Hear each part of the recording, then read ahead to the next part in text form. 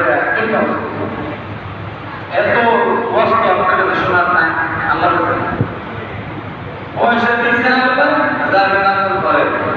মেয়ে দিচ্ছে আল্লাহ আপনার তো দেখে এসে আপনি রাস্তায় মারা যান আপনার মেয়ে কি হবে না কথা বলুন না কেন আজিব আজিব প্রশ্ন করে তাহলে হজ করো কি বলে জানেন ব্যবসা বাণিজ্যের যে একটা অবস্থা এত ব্যস্ত আমি না থাকলে আমাকে বলে যে আবার ভাই এই ব্যবসা সামনে পাবো উনি খুব সামনে পাচ্ছেন আল্লাহ তাআলা যে ছেলেটা আগাগোড়া বানাইল সেই ছেলেটা সেই আল্লাহ কি আপনার আগাগোড়া বানাইতে পারে না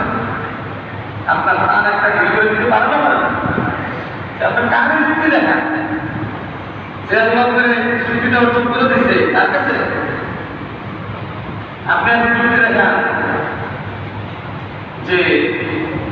এই ব্যবসা বাণিজ্য হ্যান্ডেল করার কেউ নাই অসুবিধা নেই পয়সা তো আসি সামনে পয়সাটা আছে সামনে কোথায় অস্পষ্ট সামনে অসুবিধা নেই অথচ আল্লাহ নবী সাল্লাল্লাহু আলাইহি ওয়াসাল্লাম বলেন তোমরা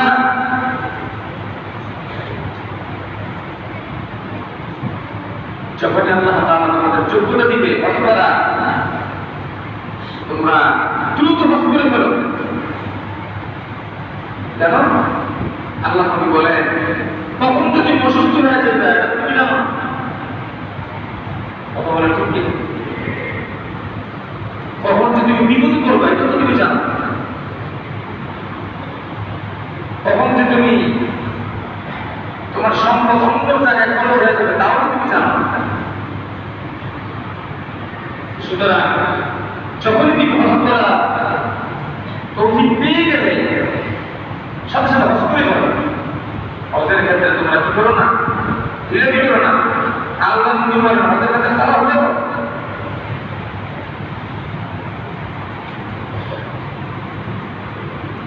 আর আমরা বিভিন্ন শহরে হজকে পিছিয়ে এতগুলো পয়সা যাবে আগে 2 লাখ টাকা লাগবে এখন লাগবে 7 লাখ পুলিশে চলো আরে ভাই পুলিশে চলে টাকাটা দিল কি বিশ্বাস হয় না বিশ্বাস হইলে এত এত কম হতো যে 2-3 বছর দাদা মনে করে দাদা মনে আছে বলে বলুন না পয়সা দেওয়ার পানিতে সবসময় মনে রাখবেন যখনই আপনার নামটা আসবে সবার খুলে বলবে আমরা বিভিন্ন বাহানা অনেক অনেক এরকম আছে যখন হজের খরচ ছিল 2 লাখ টাকা তখন তার কাছে 3 লাখ টাকা ছিল চাইলে সে মাত্র 2 লাখ টাকা খরচ করতে এই যে করোনার আগেই তো এত বেশি করোনার পর করে না দাম তুলে দেয় কটার পর ঠিক না করোনার 3 বছর আগে আপনার 2 লাখ টাকা হজ গেছিল সেই সময় আপনার হজ খরচ ছিল আজকে 7 লাখ 7 লাখ টাকা আজকে আপনার যে পরিমাণ টাকা এখন কি করেন হজ কিন্তু আপনার খরচ হয়েছে হজ করতে হবে এখন 7 লাখ নাই কিছু করার নেই হজের মিটার কিন্তু চলে যায় আপনার উপরে খরচের ট্যাগ লাগছে খরচ মানে খরচ এটা মরার আগে হলেও আপনি এই হজ আদায় করে আপনি বলবেন এই কি করবো এই কি করবো তার বলতে পারি না বাংলা মধ্যে একটা কথা বলছে যার মধ্যে হজ করো দিল শক্তি সামর্থ্য তাকে সত্ত্বেও সে হজ করবো না সে ইহুদি হয়ে পড়বো না নাসারা হয়ে পড়বো আমি আল্লাহ নবী এই বিষয়ে প্রুক্তি করবো এই সর্বশেষ পানিশমেন্ট এটা হবে আল্লাহ নবীর সুপারিশ ছাড়া আমাদের কারো কোনো গতি আছে দেখেন এই কথা থেকে আমরা অনেক ধোকা সেটা বলতে হবে না মানুষ আমরা একটা কথা জানি সেটা কি কয় আরেকটা তুমি শুনছি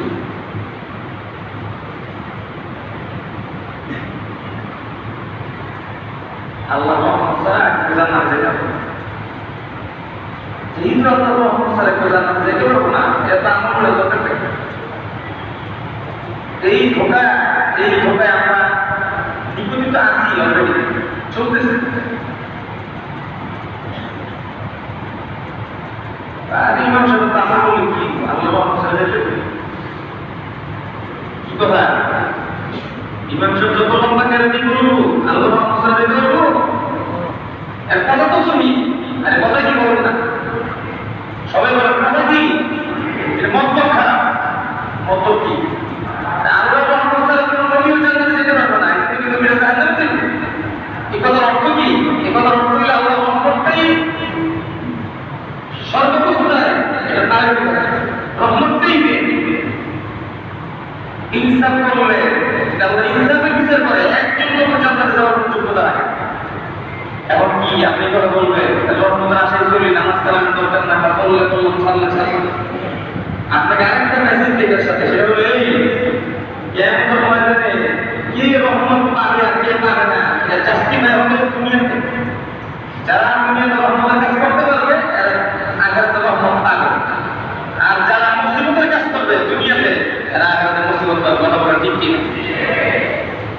এটা নাকি সব জায়গায় কি কথা দেখো, এই কথা তো শুনুন, রহমত ছাড়া কি আমরা কেউ বাঁচতে পারবো? তার হচ্ছে কি এই যে আল্লাহ হুকুম আহকাম মানলাম না, মন মতো চলবো। আপনি এখন মন মতো চলবেন, আখিরাতে আল্লাহ মন মতো আপনার চলতে শুধাই, বুঝলেন না?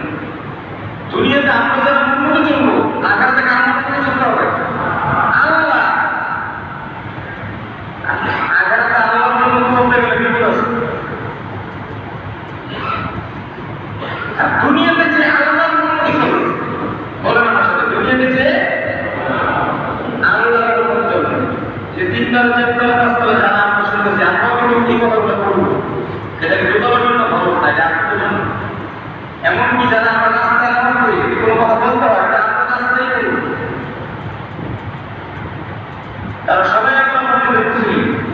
সবাই আমরা দিন শিখতে চাই, আমাদের বলতে হবে অগ্নি দিয়ে দিতে।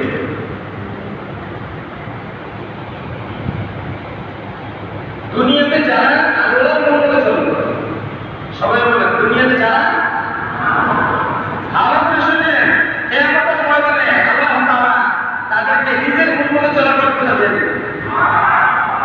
এটা আমি বিশেষ করে 24 পারা 19 নম্বর পৃষ্ঠা তর্জমা করে দেখবেন, কোনো ব্যাখ্যা লাগবে না, যেই কোনো বাংলা তর্জমা করে দেখলে আপনি পাবেন আল্লাহ তাআলা কিয়ামতের ময়দানে আপনি যেখানে চাইবেন আল্লাহ তাআলা সেই বদলা করবেন। কন্ডিশন একটা বলেন, কন্ডিশন কয়টা? আল্লাহর মন মতো এই দুনিয়াতে কার মন মতো? কিন্তু ঘুমাইতেছে আর কিন্তু বললে ঘুমাইলেও স্ট্রং থাকতে হবে। বলেন দুনিয়াতে কার মন মতো চলতে হবে?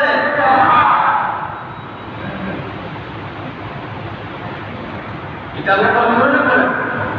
মা তাশতাহি আনফুসুকুম ওয়া লাকুম ফিহা মা তাদদাউন। দুনিয়ার হায়াতের জিন্দেগির ভিতরে আমার যে বান্দা বান্দি আমার হুকুমটাকে তরিকা মতো চালাবে, কষ্ট করে করে কোনো রকম যদি দুনিয়ার জীবনটা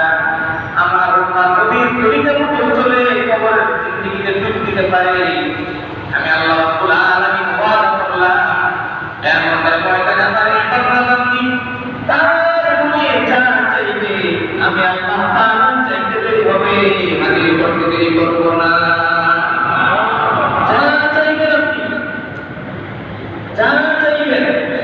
তাই পাইবেন। এখানে আপনি কথা বলা নাই যে কাঁচা মরিচের ব্যবসায়ী তারা দিবে না, এটা বলে না। এটা বলে নাই যে উনি এই বিষয়ে ওনাকে দিবে না, এই কথা বলে না। কোটি কোটিকে দিবে না এই কথা বলে, ফকিরকে দিবে না এই কথা বলে। যারা দুনিয়াতে আল্লাহর মতো চলবে, বলেন যারা দুনিয়াতে আল্লাহর মতো পয়সা কামাইছে আল্লাহর মতো, আল্লাহ যেভাবে চাইছে আল্লাহর মতো পয়সা কামাইছে, খালি কামাইছে এই মতো হইতে হবে না, খরচ যে করছে এটাও আল্লাহর চাহিদা মতো। খরচ করতে কার চাহিদা মতো? আমরা যদি মনে করি এত কষ্ট করে কামাইছে আমি কারণে এত কষ্ট করে মুসা আলাইহিস সালাম বলে কারো তোমার আমার বলে এত সম্পদ দিছে সম্পদের জাকাত নাই কারো জাকাত দিব না আল্লাহ সম্পদ দিছে না জাকাত দিব না আল্লাহ দিয়া কারণ কষ্ট করলাম না সময় দিলাম না সকালে উঠলাম না বিকালে খাটলাম না সম্পদ কাটালাম না রাখলাম আমার গুদাম ঘরের চাবি আমার কাছে আল্লাহ আমাকে এটা কারণ করছে কারণ চিন্তা করছে এই হুজুরের তো একটা শেষাবৃত্তি তাহলে জায়গা টাকা মসজিদের টাকা চায় মাদ্রাসার টাকা চায় হুজুরের যদি খাবারই না দেওয়া যায় তাহলে সে কি থাকে এটা চাই ওটা চাই হুজুরের দাম নেই কোনো খালি টাকা চায় আপনার কাছে আসি কি সামনে দিব আসি দিব টাকা কথা বলুন আপনার কাছে আসে কি আসি টাকা সামনে আর এই টাকা নিয়ে যেতে বলতে বলে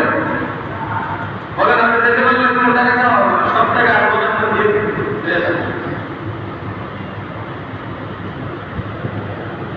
বাংলাদেশের টাকা সৌদি চলে সৌদি টাকা ইন্ডিয়া চলবে ইন্ডিয়া থেকে ইন্ডিয়া চলবে কোনো দেশের টাকা কোনো দেশ চলবে আর তেলেঙ্গানার কাছে তো ডলার ছাড়া কিছুই চলে না কথা বলেন ঠিক কিনা ঠিক তদ্রুপ পাবেন দুনিয়ার কোনো টাকা পয়সা দুনিয়ার কোনো চিজ আমরা খবর চলবো না ভালো কথা বুঝতে পারেন এই যে দাদাটা ধরে রাখছে টাকা আপনার টাকা ধরে রাখার কারণে আজকে পৃথিবীতে এত অশান্তি এত বড় বড় মুসিবত